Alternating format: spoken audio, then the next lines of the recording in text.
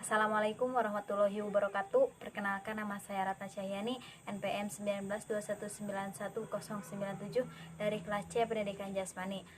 Di sini saya akan menjelaskan tentang model kurikulum pendidikan jasmani yang terdiri dari Developmental Education, Humanistic Physical Education, Movement Education, Kinesiological Studies, Sport Education, Personal Meaning, dan Healthy Related Physical Fitness. Ya, langsung saja ke materi yang pertama, yaitu Developmental Education. Developmental Education atau pendidikan pengembangan ini adalah model kurikulum yang paling didukung, meskipun beberapa ahli menyatakan bahwa pendidikan pengembangan ini bersifat menyatu dengan model lainnya daripada bersifat terpisah. Nah, filsafat dari model ini lebih sering digambarkan dengan ekspresi populer, yaitu pendidikan melalui jasmani, ya. Dan programnya dicirikan oleh kegiatan-kegiatan fisik yang digunakan untuk menyumbang pada perkembangan total individu, baik secara fisikal, sosial, emosional, dan intelektual. Nah, nampaknya dalam model ini, dalam developmental education ini, terdapat asumsi bahwa berpartisipasi dalam olahraga dan permainan akan berdampak pada hasil perkembangan yang luas, meskipun hasil-hasil tersebut belum teruji secara empirik. Nah, dilihat dari isi programnya yang mengandalkan program multi aktivitas, diasumsikan bahwa program ini mencoba mengantarkan siswa pada sebanyak mungkin aktivitas dengan harapan mampu menumbuhkan minat siswa yang akan dibawanya sepanjang hidupnya. Nah, tapi bahayanya guru akan terjebak pada program rekreasi yang dangkal. Jadi modal developmental education ini adalah modal yang paling formal dan umum yang berlangsung juga pada pelajaran yang lain. Nah, tujuan dari model ini adalah pengembangan individu secara total, baik dari aspek sosial, emosional, intelektual, dan fisikal, dengan berlandaskan pada filosofi tadi, pendidikan melalui aktivitas fisik. Nah, yang kedua mengenai Humanistic Physical Education. Nah, Humanistic Physical Education ini adalah model kurikulum humanistik yang juga menekankan keutuhan well-being, ya, atau rasa bahagia dari individu anak. Nah, bedanya pendekatan model ini lebih bersifat student center atau berpusat kepada murid, atau student oriented atau kegiatan yang didominasi oleh murid. Nah, orientasi nilai dari model ini meliputi self actualization, ya, atau aktualisasi diri, dan social reconstruction atau kurikulum yang memusatkan perhatian pada problem-problem yang dihadapinya dalam masyarakat. Nah, model ini bergantung kepada prioritas guru. Nah, selanjutnya ada fokus utama dari model ini adalah meningkatkan perkembangan sosial siswa dari tadinya belum memiliki tanggung jawab menjadi sangat perhatian dan peduli. Adapun tujuannya yaitu memiliki tanggung jawab pribadi dan sosial yang disajikan dalam tahap atau dalam tahapan perkembangan tertentu dan diajarkan melalui suatu proses kesadaran, pengambilan keputusan, dan refleksi diri. Nah, tujuan tanggung jawab pribadi ini diarahkan pada pemberdayaan siswa untuk melakukan kontrol pada perilakunya, sendiri di tengah-tengah berbagai daya eksternal seperti tekanan kawan sebayanya, keraguan diri, kurangnya keterampilan, dan fisik. Nah, adapun tujuannya itu agar tanggung jawab sosial diarahkan pada pengembangan kepekaan terhadap hak dan perasaan orang lain, termasuk keinginan ikut melayani dan menolong orang lain, seperti juga model kurikulum lain. Model ini pun tidak lepas dari kritik.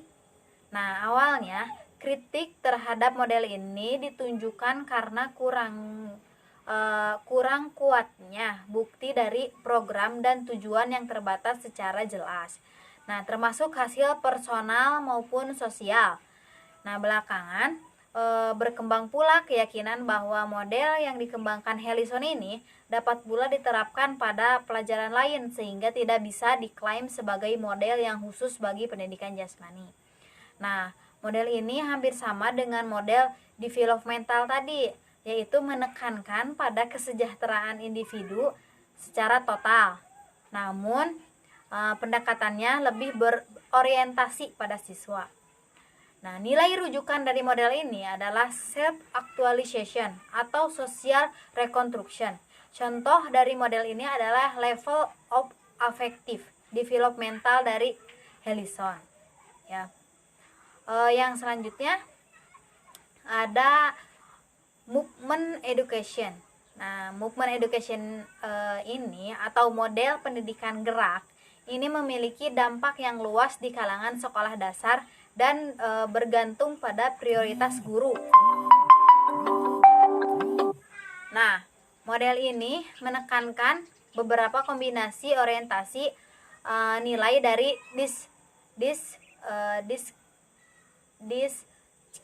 disciplinary mastery atau menekankan pada pembelajaran tentang gerak. Ya, maaf kalau salah kata. Atau juga learning process, menekankan pada pembelajaran bagaimana bergerak, dan self actualization atau menekankan pada faktor anak. Nah, di Amerika Serikat, program pendidikan gerak dimulai sejak tahun 1960-an yang pelaksanaannya didasarkan pada karya Rudolf Laban. Nah, Rudolf Laban ini menerangkan kerangka kerja. Program Laban ini meliputi konsep kesadaran tubuh, apa yang dilakukan tubuh, usaha, bagaimana tubuh bergerak, terus ada ruang di mana tubuh bergerak, dan keterhubungan atau hubungan apa yang terjadi.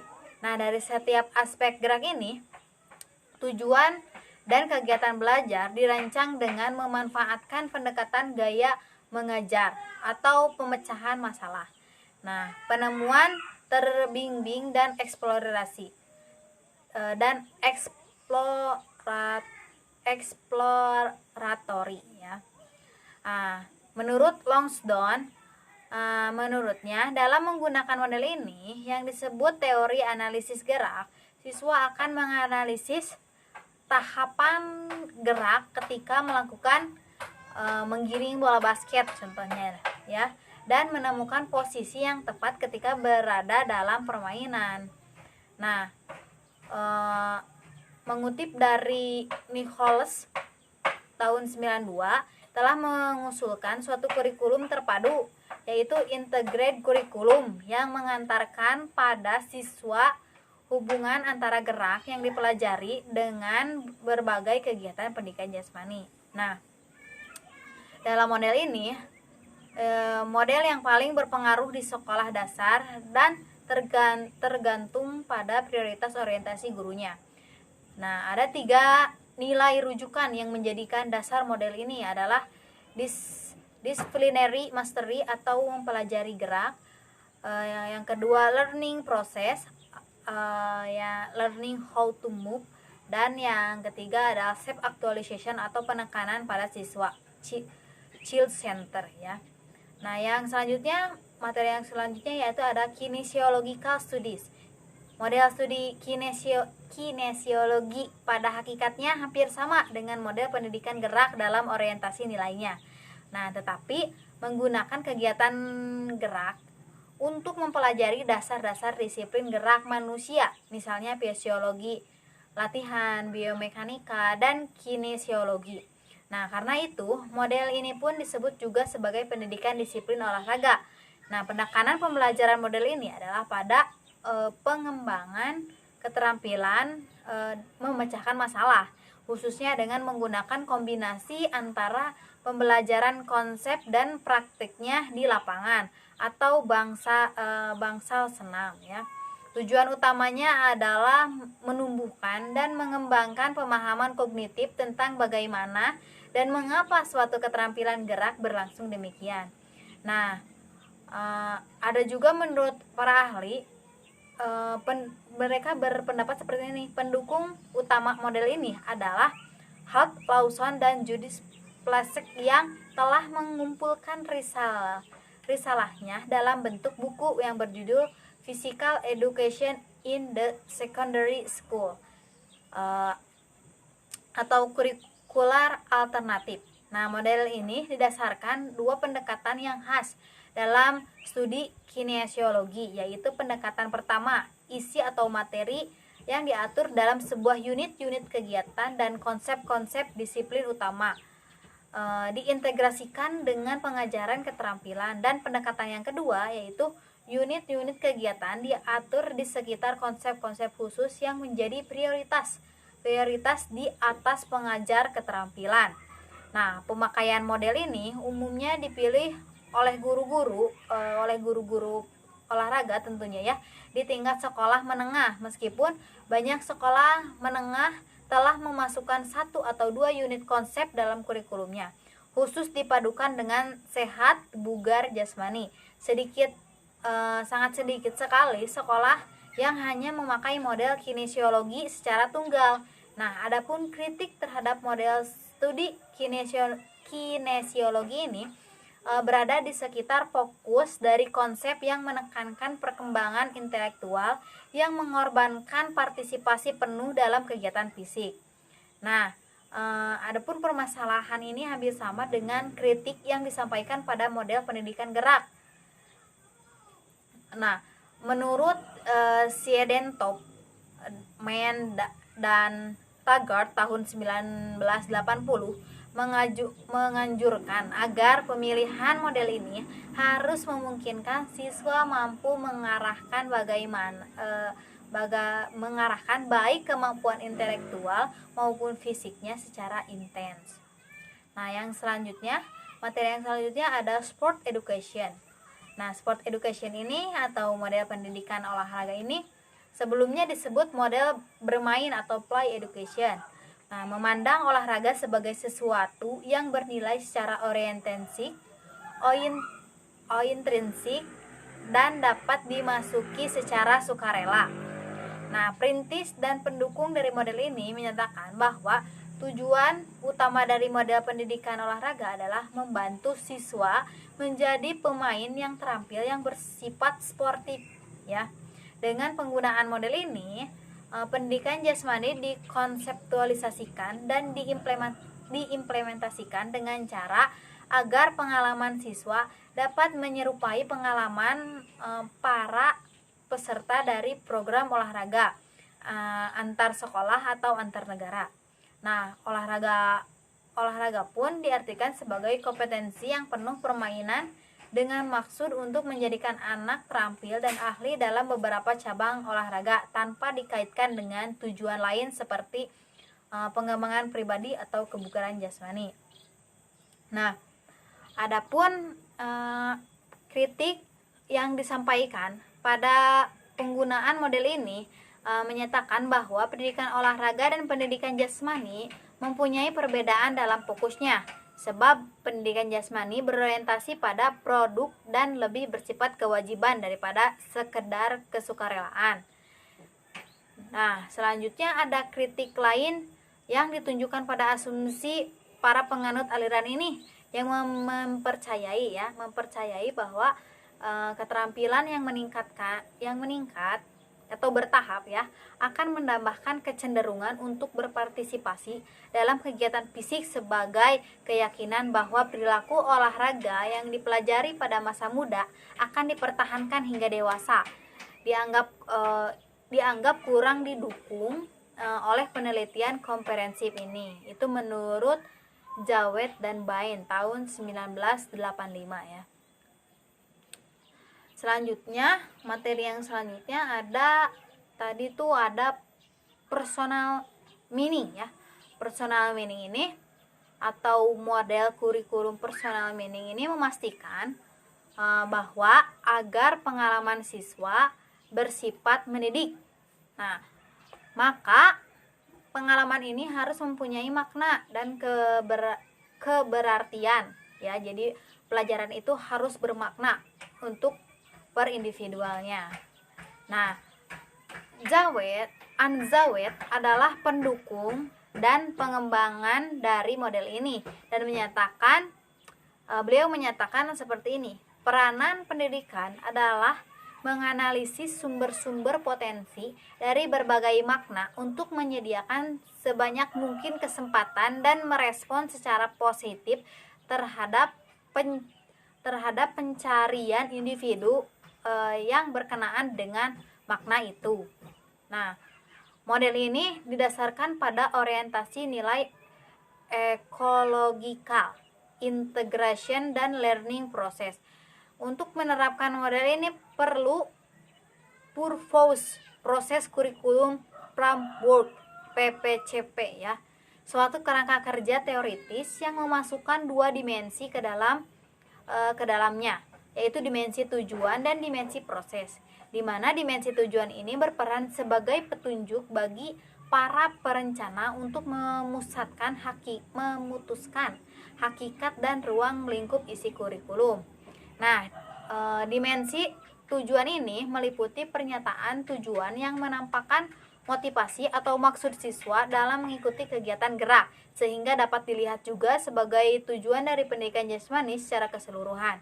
Nah, sedangkan dimensi proses berperan sebagai pola klasifikasi. Nah, pola klasifikasi ini untuk mengidentifikasi keseluruhan proses pembelajaran gerak. Terdapat 7 kategori proses gerak yang dapat menggambarkan dan memberikan taksonomi atau tujuan pengajaran dalam domain psikomotor.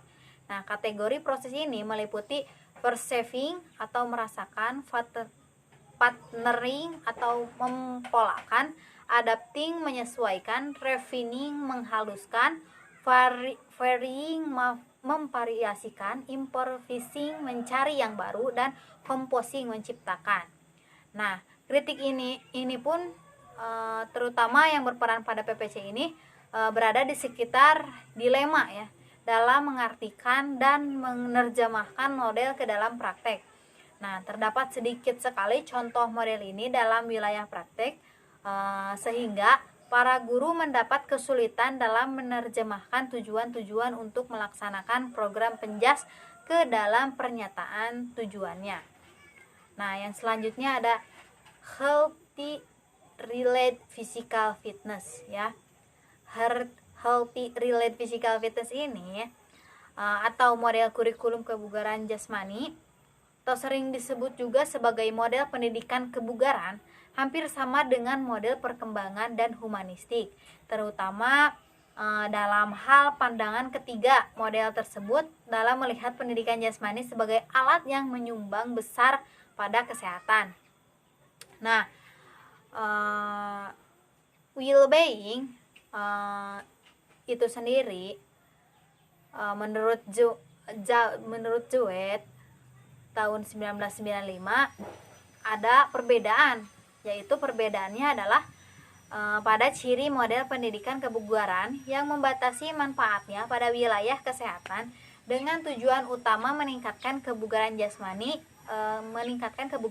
siswa sebagaimana dirumuskan oleh banyak pihak. Nah, kebugaran jasmani adalah kemampuan untuk melaksanakan tugas sehari-hari dengan cukup intensif dan kesiagaan penuh tanpa menimbulkan kelelahan yang berarti. Nah, dengan energi yang cukup untuk menikmati waktu luang dan menjalani situs-situs yang tidak terduga. Nah, dilihat dari target pencapaian yang harus dipenuhi, maka model ini berlandaskan pada orientasi nilai disciplinary mastery. Banyak pihak membedakan aspek kebugaran ke dalam dua jenis kebugaran, yaitu kebugaran yang dikaitkan dengan fisik semata-mata atau physical fitness. Nah, yang di dalamnya termasuk kebugaran sistem kardiovaskuler, kekuatan otot, daya tahan otot, kelenturan, dan komposisi tubuh. Dan yang kedua, kebugaran yang berkaitan dengan kemampuan gerak atau motor fitness yang memasukkan unsur-unsur seperti kecepatan, kelincahan, power, keseimbangan, koordinasi, dan waktu reaksi. Nah, tentunya dalam model pendidikan kebugaran ini memiliki tujuan utamanya adalah mencapai kebugaran jasmani pertama, tetapi diyakini bahwa kegiatan yang dipilih pun harus senantiasa memasukkan upaya untuk memperbaiki kualitas dari jenis kebugaran yang kedua. Hal ini disarankan oleh Pett pada tahun 1983 yang dikutip langsung oleh Steinhardt tahun 1992 dengan pernyataan sugestif, "If you want to be physical fit, you must be fast, agile, and powerful, as well as strong and enduring." Nah, pernyataan tersebut dipandang penting mengingat ada kecenderungan jika model ini dijalankan oleh guru yang belum mengadopsi orientasi nilainya secara tepat, maka akan terjadi kemungkinan bahwa model ini hanya akan berakhir dengan program yang mewajibkan anak berlari dan hanya lari, ya. Oleh karena itu banyak sekali guru penjas lebih menyukai model ini dilaksanakan dengan memasukkan unsur keterampilan gerak penampilan atau dengan menggabungkan dengan model kurikulum lain. Nah, kritik terhadap model ini berada di sekitar sempitnya fokus dari program yang bisa ditawarkan, sehingga baik guru maupun siswa bisa menimbulkan rasa bosan. Kesannya itu tidak menyenangkan olahraga itu, ya. Terlalu restriktif atau terlalu sederhana, ya. Jadi monoton dalam melakukan pembelajaran olahraga itu. Nah, bahkan ada yang mensinyalir bahwa efek kebugaran sebenarnya sudah menjadi bagian integral dari kebanyakan model kurikulum yang ditawarkan sebelumnya, karena kebugaran pada hakikatnya adalah ciri unik yang melekat pada program penjas, adapun model kurikulum yang diterapkan. Nah, mungkin sekian yang bisa saya sampaikan tentang model-model dalam kurikulum pendidikan jasmani. Mohon maaf jika masih banyak kesalahan atau ada kesalahan yang salah kata, salah tentang pengertian, mohon maaf. Sekian yang bisa saya sampaikan. Mohon maaf jika ada kesalahkataan. Wabillahi taufiq wal hidayah. Wassalamualaikum warahmatullahi wabarakatuh. Terima kasih.